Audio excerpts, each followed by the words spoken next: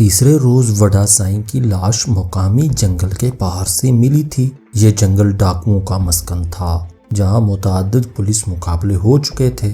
اس طویل جنگل میں ڈاکوؤں کی خفیہ پناہ گاہیں تھیں اور لوگ کم ہی ادھر جایا کرتے تھے۔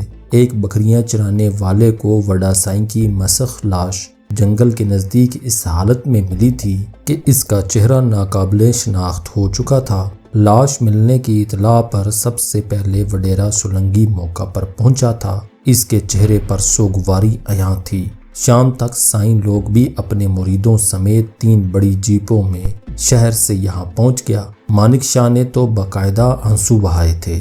وڈیرا سولنگی کی طرف سے خصوصی پریس کانفرنس کا اہتمام کیا گیا جس میں اس نے بڑی دکھی دل سے بیان جاری کیا کہ وڈا سائیں کو سرکاری ایجنسیوں نے قتل کر کے اس کی لاش جنگل میں پھینکی ہے۔ اس ہولناک پرتشدد کارروائی کی شدید مذمت کرتے ہوئے اپنے بیان میں کہا کہ اس قسم کی ریاستی دہشت گردی سے حکومت ان کے عزائم میں کمی نہیں لا سکتی اور وہ ڈٹ کر ظلم کا مقابلہ کریں گے، اپنے صوبے کے عوام کو ان کے حقوق دلا کر رہیں گے۔ بیان کے آخر میں اس نے کہا کہ حکومت ہمیں آخری کونے تک لے جا رہی ہے جس کے بعد واپسی کا کوئی راستہ باقی نہیں بچے گا اور ایسے اوچھے ہتھ کنڈوں سے عوام کے حقوق غصب نہیں کیے جا سکتے۔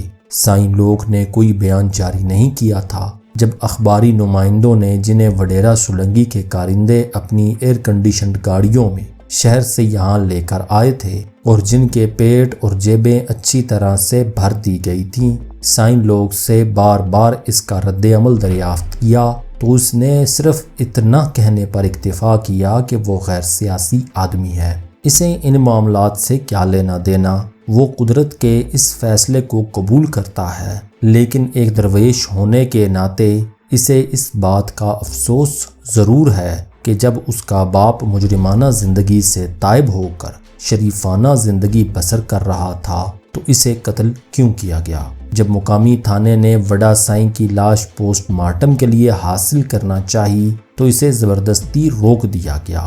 وڈیرا سولنگی اور ایم پی اے مانک شاہ نے ایس ایس پی سے کہا کہ اگر پولیس نے لاش کا پوسٹ مارٹم کروانے کی کوشش کی تو یہاں عوام پر قابو پانا ان کے لیے ناممکن ہوگا۔ پولیس نے بھی خاموش رہنا ہی مناسب جانا کیونکہ سائیں لوگ نے بھی اپنے باپ کی لاش کی مزید بے حرمتی کروانے سے صاف انکار کر دیا تھا۔ اس سے پہلے کہ یہ معاملہ صوبائی ہیڈ کوارٹر تک پہنچے، انہوں نے لاش کو غسل دے کر اپنے آبائی قبرستان میں دفن بھی کروا دیا۔ رات گئے تک سائیں لوگ کے پاس نزدیکی گوٹھوں سے لوگ تعزیت کرنے آتے رہے۔ سائیں لوگ کو کافی دیر تک خود کو سوگوار ظاہر کرنے کا ڈھونگ رچانا پڑا۔ رات گئے غم سے نڈھال سائیں لوگ کو اس کا غم غلط کرنے کے لیے وڈیرا سولنگی زبردستی اپنے ساتھ لے گیا، جہاں ساری رات اس کے خصوصی مہمان خانے میں سائیں لوگ اپنا غم غلط کرتا رہا۔ صبح اسے واپس اس کے گوٹ میں پہنچا دیا گیا۔ 6-7 روز تک ڈرامہ رچانے کے بعد سائیں لوگ اپنے مریدوں سمیت شہر واپس لوٹ گیا۔ اس کے شہر پہنچنے کے دوسرے ہی روز وڈیرا سولنگی اور مانک شاہ بھی شہر پہنچ گئے۔ یہاں سائیں لوگ نے ان کی خدمت میں کوئی کسر نہ اٹھا رکھی۔ وڈیرا سولنگی اور مانک شاہ شہر میں تھے جب ان کے گوٹ سے قریباً 10-12 کلومیٹر کے فاصلے پر مین لائن سے گزرتی ریل گاڑیوں پر یکے بعد دیگرے 3 حملے ہوئے۔ پہلا حملہ رات کو ایک ٹرین پر کیا گیا، دوسرا حملہ کچھ فاصلے پر اس کے تعاقب میں آنے والی ایک لوکل ٹرین پر ہوا اور تیسرے حملے میں تخریب کاروں نے ریل کی پٹڑی اکھاڑ کر پیٹرول کی سپلائی کے لیے جانے والی ٹرین کو ایک تباہ کن حادثے سے دوچار کیا، جس سے ریل کے ڈبے کو آگ لگ گئی، جس نے ساری ٹرین کو اپنی گرفت میں لے لیا اور زبردست تباہی پھیل گئی۔ ایک ہی رات میں ہونے والے ان 3 مختلف تخریب کاری کے واقعات نے مرکزی حکومت تک کو ہلا کر رکھ دیا۔ مختلف ایجنسیوں کے لوگ بھاگ بھاگ کے موقع واردات پر پہنچے جہاں سوائے تباہی کے اور کچھ نہیں تھا۔ مقامی پولیس نے اسے باغی ڈاکوؤں کا کارنامہ بتایا اور معمول کے مطابق اس کارروائی کو بھی ان کے کھاتے میں ڈال دیا۔ رینجرز کی مدد سے نزدیک دور کے گوٹھوں میں مختلف مشتبہ مقامات پر چھاپے مارے گئے، لیکن وہاں اب رکھا ہی کیا تھا۔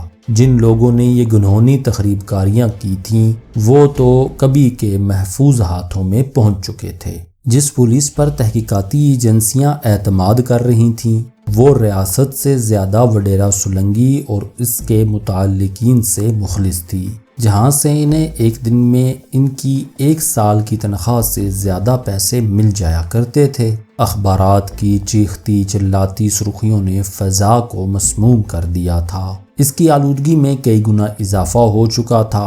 لوگ کھلا کر حکومت کو گالیاں دے رہے تھے۔ اگر کسی نے انہیں سمجھانے کی کوشش بھی کی کہ یہ غیر ملکی سازش ہے اور تربیت یافتہ تخریب کاروں کے ہاتھوں انجام پائی ہے، ڈاکو اس طرح تنظیم کے ساتھ ایک واضح منصوبہ بندی لے کر تخریب کاریاں نہیں کیا کرتے، تو لوگوں نے اس کی بات ہی سننے سے انکار کر دیا۔ سرکاری اہلکار حکومت سے اپنی وفاداری ثابت کرنے کے لیے اپوزیشن کو گالیاں دیتے رہے۔ اپوزیشن والوں نے سرکار پر لعن طعن شروع کر دی اور راہ نے اپنا الو سیدھا کر لیا۔ ناظرین، اگر آپ اس طرح کی مزید ویڈیوز دیکھنا چاہتے ہیں تو چینل کو سبسکرائب کریں اور ساتھ میں موجود گھنٹی کے نشان کو دبا دیں تاکہ ہمارے آنے والی ویڈیوز آپ کو بر وقت ملتی رہے۔ اور اگر آپ یہ سیریز مکمل دیکھنا چاہتے ہیں تو نیچے ڈسکرپشن میں دیے گئے لنک پر کلک کریں۔